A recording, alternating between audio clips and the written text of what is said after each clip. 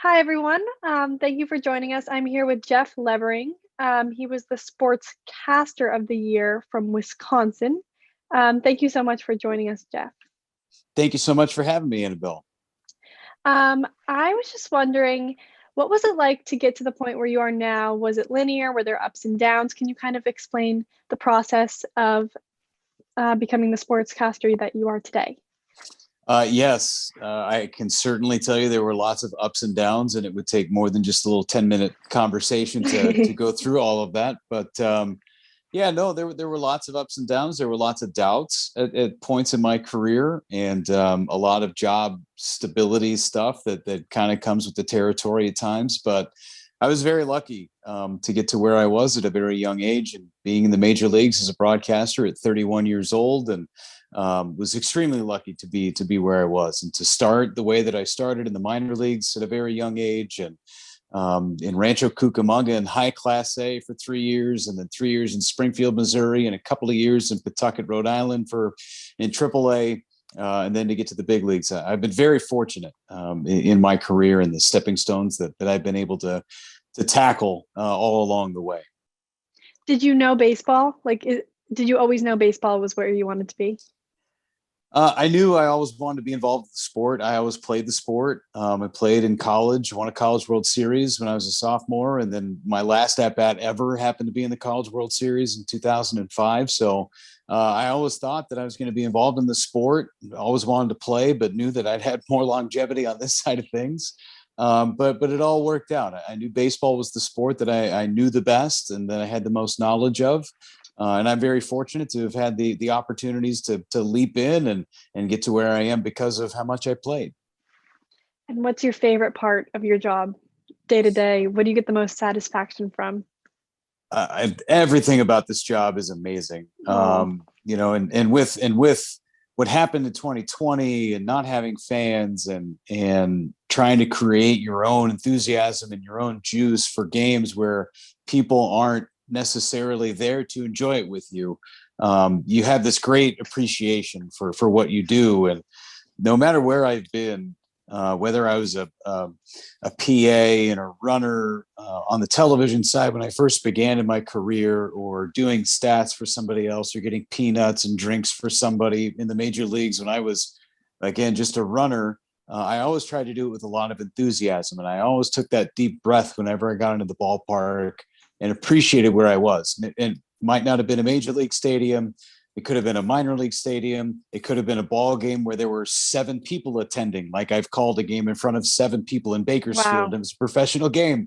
Wow. You always stop and just take a breath. And this year more than any, you take that extra lap around the field and you take that extra moment to appreciate the grounds crew cutting the grass and getting those extra smells through the mask now, but still, you still try and appreciate what you do each and every day, because it's a gift, and it was almost taken away from everybody last year. It was taken away from everybody in the minor league. So that's what I appreciate the most. I love every single day. It's amazing that I get to call this career work when it doesn't feel like work, because I have fun doing it each and every day. Well, that's awesome. What a gift to love your job and to wake up excited to do what you get to do. Not a lot of people get that. No, no, and I tell everybody that, and you're going to have hurdles in whatever life and what other career path you get into, whether you're selling insurance or selling real estate or Mhm. cleaning houses or whatever the job is. You have to find joy in it, otherwise you're going to drive yourself crazy. And I just Right. am lucky enough to call sports my career, and sports is fun for me. It's everybody's escape, and luckily I have that to lean on each and every day. What are the bad parts? What is like, oh, I have to wake up and do this. What does that look like for you? It's not necessarily a wake up and do this. It's more of, I have 2 young kids. I have a 6-year old and a 3-year old. And being away from them as much as I have been over the course of my career, it was really hard. And as bad as 2020 was for a lot of people, work wise, it was okay because I got to go to work in the same city. I never had to get on a plane or get on a bus and travel to an away ballpark. So I got to go to sleep in my own bed each and every night. My kids could run in and wake me up in the morning. I could go make them an egg in a hole, and all was right in the world. And I'll never get that time back. And that's one of the real benefits that I got out of last season. And even the beginning part of 2021 too, is that I get to sleep Right. in my bed every single night, and I get to see my kids every day, and I can continue to read them stories at night, and they get this time with me.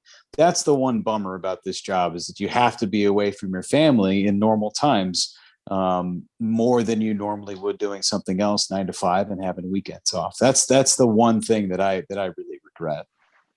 What has been the highlight of your career um, that you've seen, or it could have been the World Series win that you had in college? What has been the awesome part of baseball that keeps you doing what you're doing?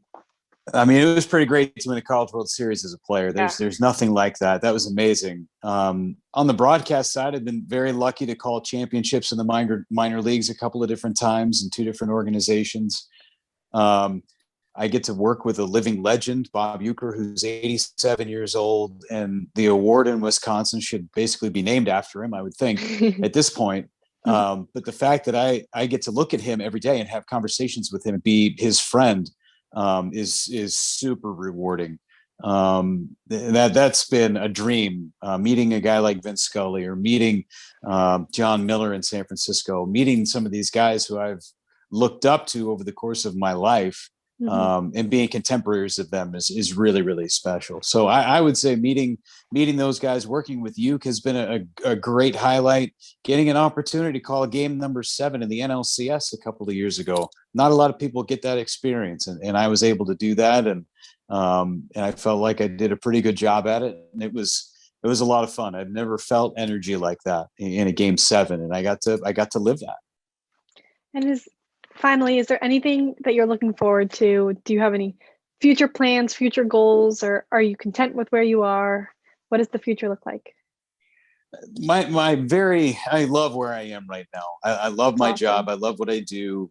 Baseball is great. I do a lot of college basketball in the off season.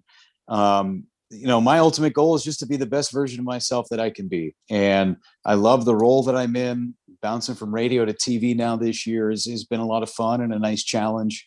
But I love what I do, and I just continue to not get complacent with what I do and how I do it, and just continue to work hard. Because as a guy coming through the minor leagues and wanting to get to this point, I was driven. I was really, really driven to get to this point. You have to have that drive to get to the major leagues and to accomplish those goals. And I always think about the people that are behind me, and I want to encourage them as much as possible. And I want to be a good mentor for them so that they can reach those goals. But I also know that if the opportunity is there for them to take my job, they're going to do it. And so if it's my job to make sure they get a job somewhere else, then awesome. That's great. If I get to work with some of these young kids that are coming through, outstanding. But I know how hard it is to get these jobs. I'm going to continue to work hard to keep my seat. And do you have any advice for college students, high school students looking to get into sportscasting? Get out there and do it. It's the only way to do it, is to live it and to be it, and to experience it in that level. And I know the pandemic took a lot of things away from sports and from broadcasters and opportunities, but if you have to sit in the stands and call a baseball game, or sit in the bleachers and call a basketball game so you can get yourself better at what you do, you Right. just got to do it. That's the only way that you're going to get better, is by doing it. Well, thank you so much for joining me today.